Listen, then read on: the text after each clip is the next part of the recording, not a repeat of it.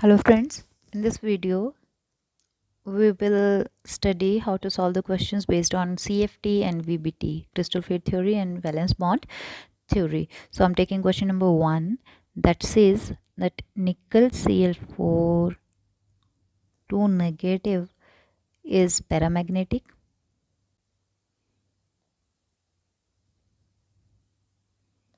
while nickel CO4 carbonyl tetracarbonyl nickel is diamagnetic, although both are tetrahedral. Why? Okay, so to solve this kind of questions, we first of all need to know the configuration of central metal ion nickel Cl4 2 negative. So here nickel is 2 positive and here nickel is 0. That means its oxidation state here is 0. So writing its electronic configuration, as you know, nickel is 3d8 4s2, and for nickel 2 positive it will be 3d8. Now in case of the tetrahedral complexes, it's simple. We have to fill these 8 electrons 1 2 3 4 5 6 7 and 8. So in case of this we have to fill these electrons again.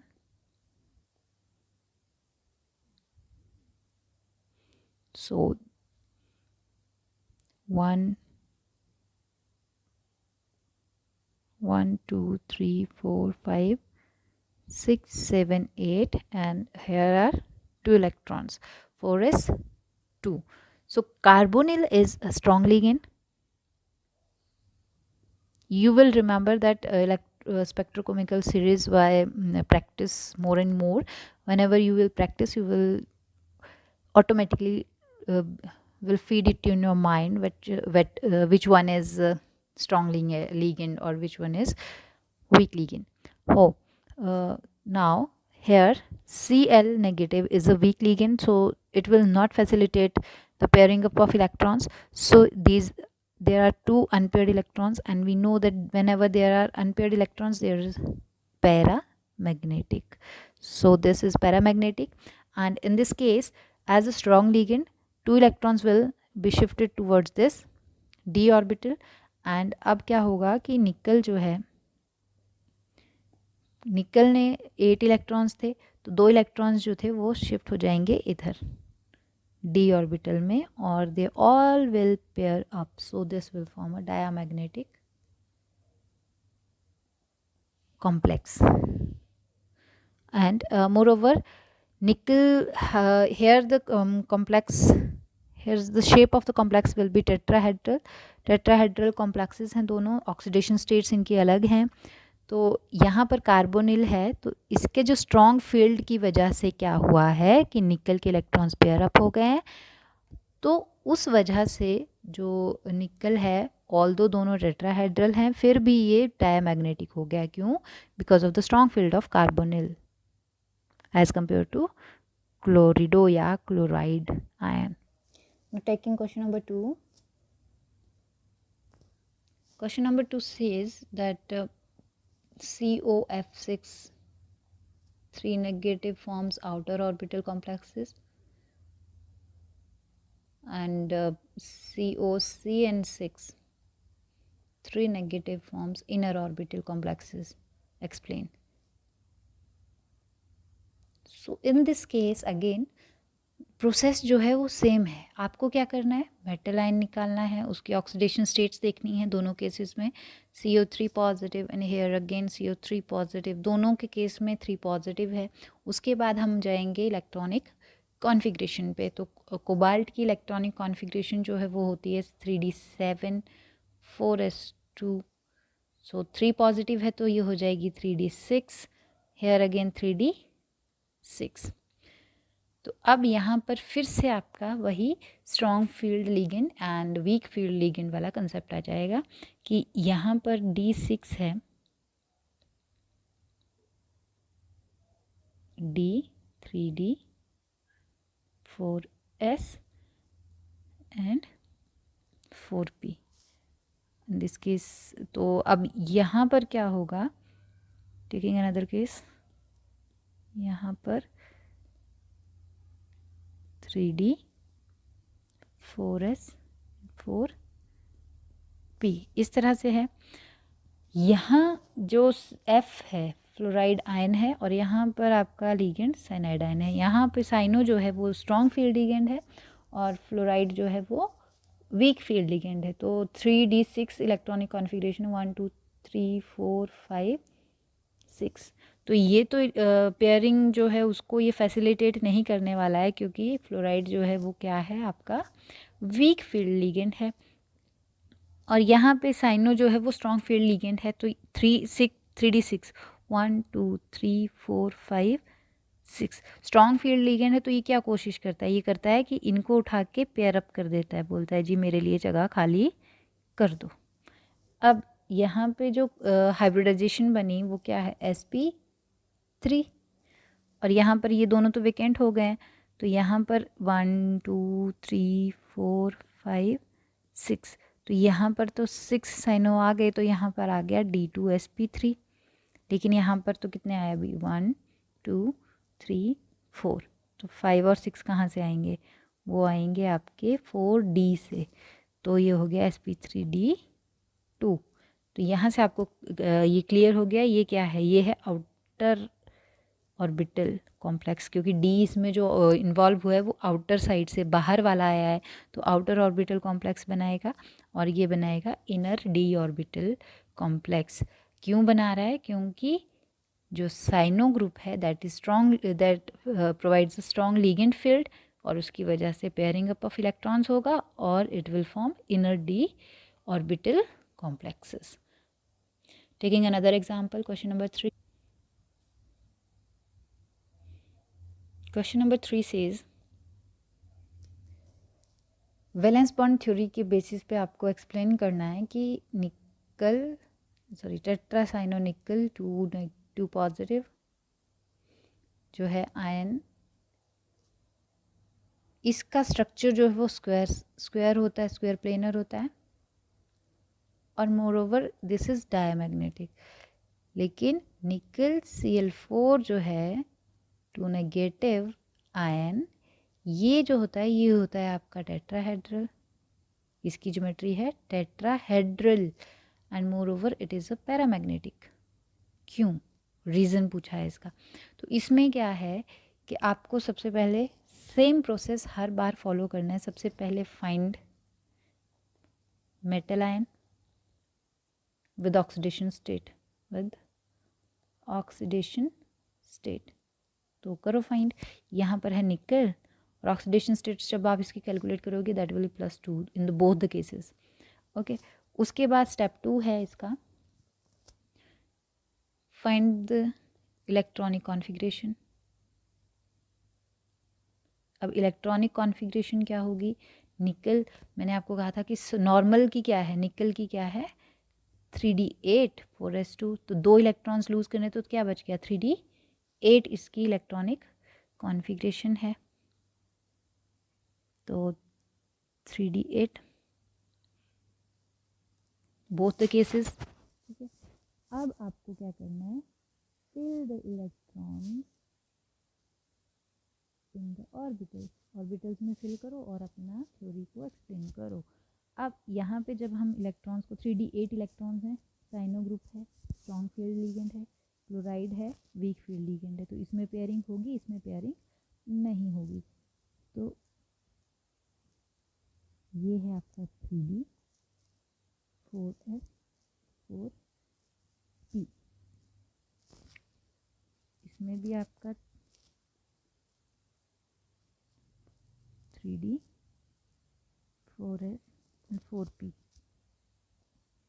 तो जब हम इनमें electrons को fill करेंगे, 3d8 electrons हैं, strong field है, तो ये क्या करेगा, पेयर अप करेगा इस तरह। और इसमें क्या होगा, पेयर अप नहीं करेगा तो 1 2 3 4 5 6 7 एंड 8। तो जब आपके जो लिगेंड्स हैं वो इसमें आएंगे तो कितने, 4 हैं, दोनों ही टेट्रावेलेंट हैं, 1 2 3 एंड 4। तो यहाँ पर इलेक्ट्रॉनिक कॉन्फ़िगरेशन क्या हो गई, यहाँ पर इलेक्ट्रॉनिक कॉन्फ़िगरेशन बन रही है DsP2। तो in this case, first case, इसमें क्या है, DsP2 है इलेक्ट्रॉनिक, सॉरी जो hybridization. And coming to this, तो यहाँ पर आपके डी में तो कोई नहीं आएगा, तो एस में आ गया first chloride, second, third and fourth. तो यहाँ पे हाइब्रिडाइजेशन होती है sp3।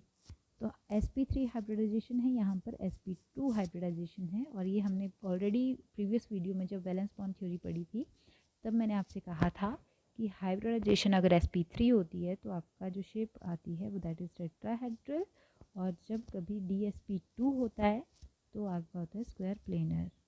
और टोटल नंबर देख लो आप, 4 कोऑर्डिनेशन नंबर बता रहा है, 2 1 एंड 1, 4 हो गया, 3 एंड 1 इज 4। तो टेट्राहेड्रल होता है sp3 के केस में, dsp2 में होता है square planar. Okay, so next is magnetic character. तो यहाँ पर कोई भी अनपेयर्ड इलेक्ट्रॉन नहीं है, तो ये क्या होगा, डायमैग्नेटिक होगा। डाया मतलब डबल हैं, सारे इलेक्ट्रॉन डबल हैं, डायमैग्नेटिक। और यहाँ पर 2 इलेक्ट्रॉन्स पर मतलब एक, सिंगल इलेक्ट्रॉन्स हैं, तो इसको हम बोलेंगे paramagnetic. Taking another example, question number 4।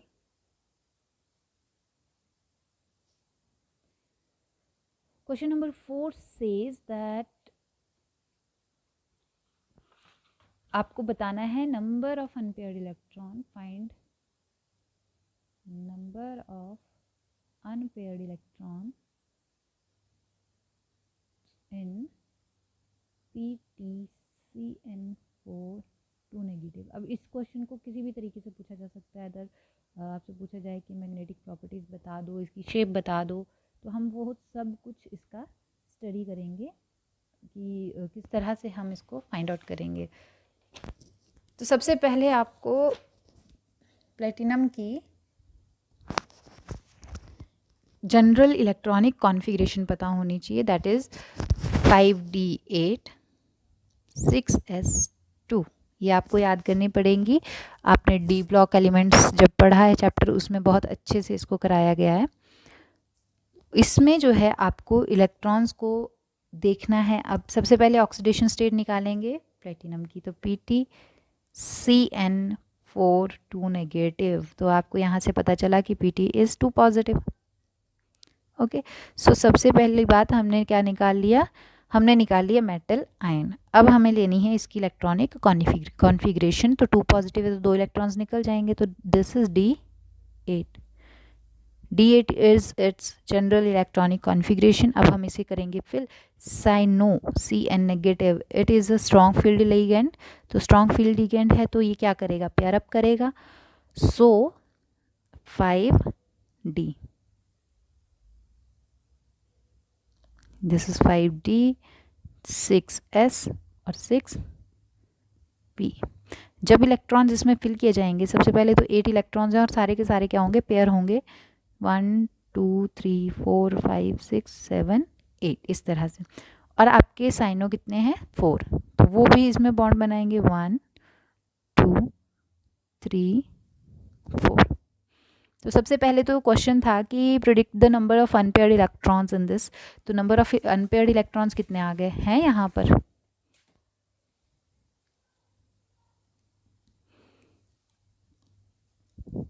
Think over it. So unpaired electrons, जब लिगेंड जो है वो नहीं होगा तब तो इसके पास 2 अनपेयर्ड इलेक्ट्रॉन्स होंगे, लेकिन in the presence of ligand इसके पास अनपेयर्ड इलेक्ट्रॉन्स नहीं होंगे। हाइब्रिडाइजेशन क्या बन गई, DsP2। तो DsP2 अगर इसकी हाइब्रिडाइजेशन है तो आपको पता है कि इसकी शेप है स्क्वायर प्लेनर। तो इसकी शेप है स्क्वायर प्लेनर। और magnetic character is diamagnetic, it will be diamagnetic. Okay, taking one more example, question number 5.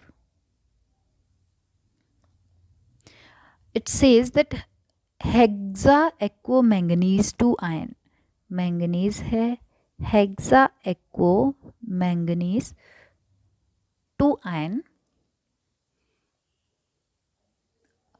Okay, तो 2 आयन है यहाँ पर ये कंटेन्स 5 अनपेयर्ड इलेक्ट्रॉन्स, इसके पास 5 अनपेयर्ड इलेक्ट्रॉन्स होते हैं।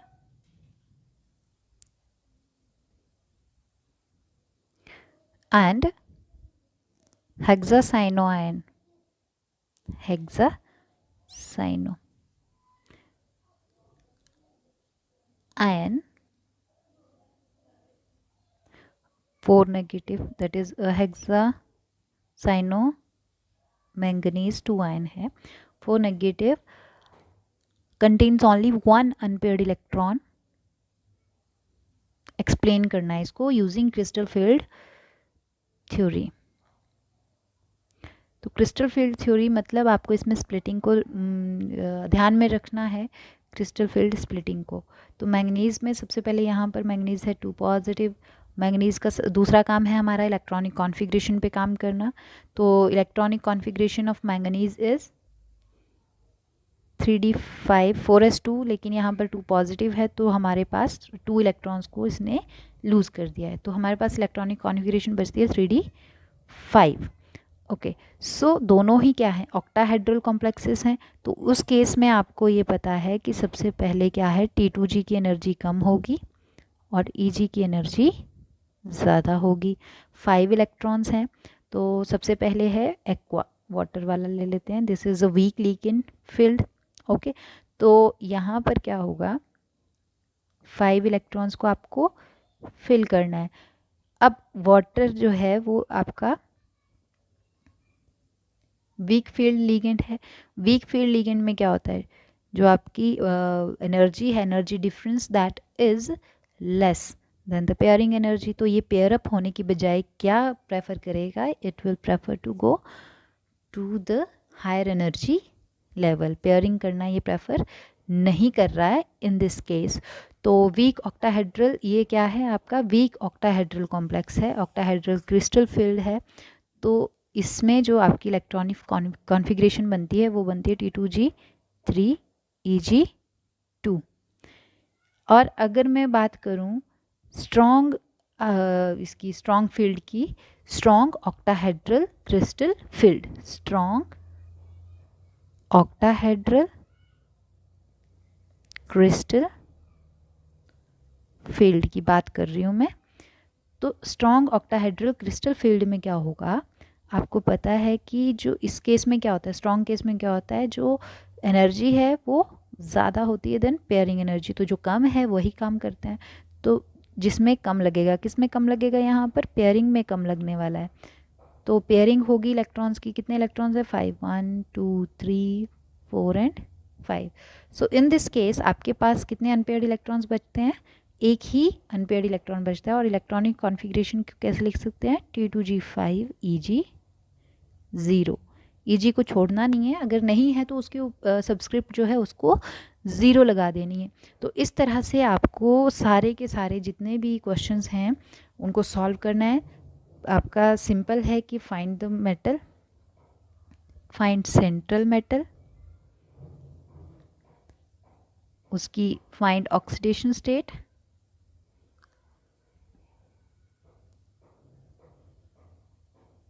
अब जो आपने सेंट्रल मेटल है उसकी configuration, EC electronic configuration of central metal, ion, जो आयन है उसकी इलेक्ट्रॉनिक कॉन्फ़िगरेशन पे जाना है। फिर आपको देखना है कि आपको VBT के थ्रू जाना है या CFT के थ्रू जाना है। अगर कुछ भी नहीं लिखा है तो आप वैलेंस बॉन्ड थ्योरी के अकॉर्डिंग ही जाएंगे, डायरेक्टली उसको फिल करेंगे इन d ऑर्बिटल्स, इलेक्ट्रॉन्स की फिलिंग का काम करेंगे। अब इलेक्ट्रॉन्स जब आपने फिल कर दिए तो आप देखेंगे कि लीगेंड कौन सा है, लीगेंड फील्ड कौन सा है, स्ट्रॉन्ग है या वीक है। अगर स्ट्रॉन्ग है तो क्या होगा, इलेक्ट्रॉन्स पेयर अप हो जाएंगे, और अगर वीक होगा तो पेयरिंग नहीं होगी, पेयरिंग नहीं होगी। अब आप देखोगे कि आपके पास अनपेयर्ड इलेक्ट्रॉन अगर बचता है तो आपका जो केस बनता है वो बनता है पैरामैग्नेटिक, और अगर नहीं बचता है तो होगा diamagnetic.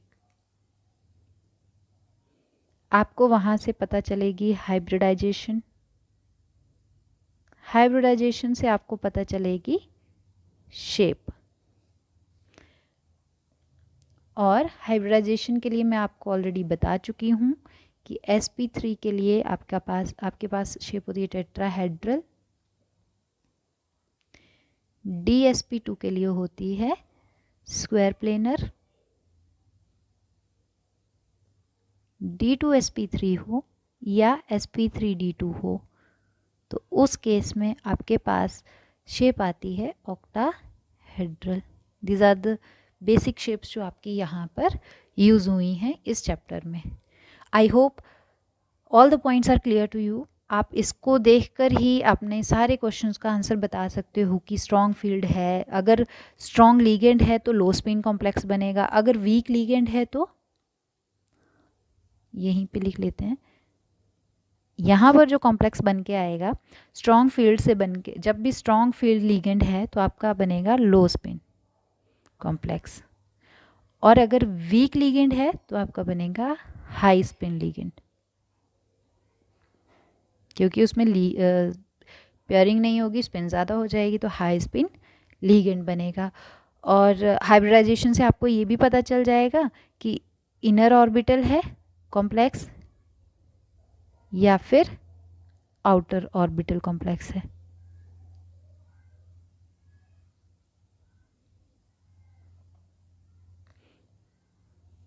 So all the best for your whole exercise.